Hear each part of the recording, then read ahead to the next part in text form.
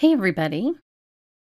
In today's video, I am going to use a fun reverse polka dot stamp from Simon Says Stamp to create both a distressed background and a patterned background with another stamp.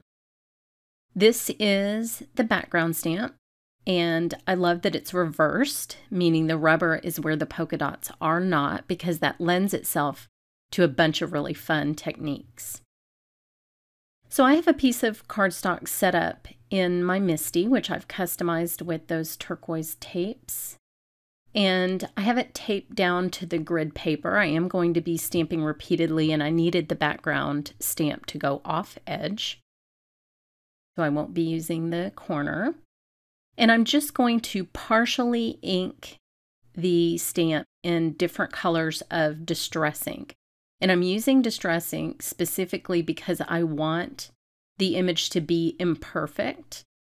I wanted to show you that even though this is a perfectly smooth background, you can still get a fun distressed look using either the right ink or a rougher paper. So the distress inks will layer on top of each other and give me this fun, crazy, bright background. I go in and adjust and add ink where I need to in that design. And next, I'm going to show you how to use background stamps together for monoprinting. This is sometimes called the kissing technique, but it's actually a double technique because after the stamp is kissed, you get a print from both of the background stamps. I'm using a Hero Arts background stamp with a fun pattern on it and this beautiful VersaFine Clair ink that just stamps like a dream. So I just take the dry stamp and pick that up, and I'm leaving the texture of that background stamp onto my reverse polka dot background stamp. And then I will transfer that to the cardstock. I'm lifting it carefully, and you can see the pattern in between the dots.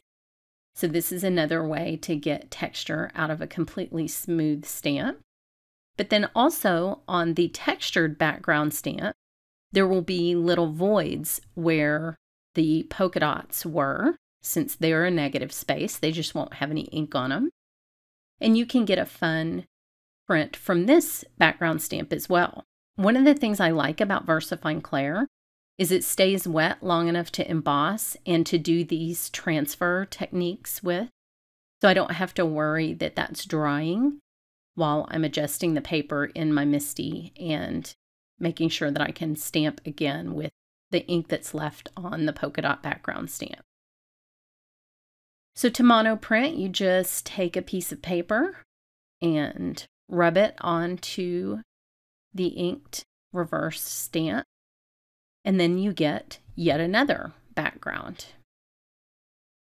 I'll do this one more time. I'm going to create a background for my adorable platypus, and this time I'm going to use this beautiful green VersaFine Clair, and all of these links will be below the video and on my blog.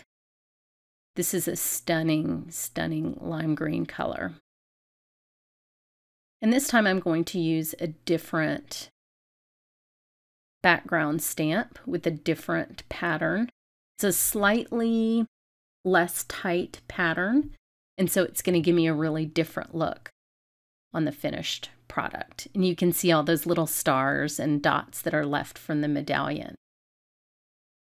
So I'll press that down, give it a good little CPR push. Make sure that transfers completely.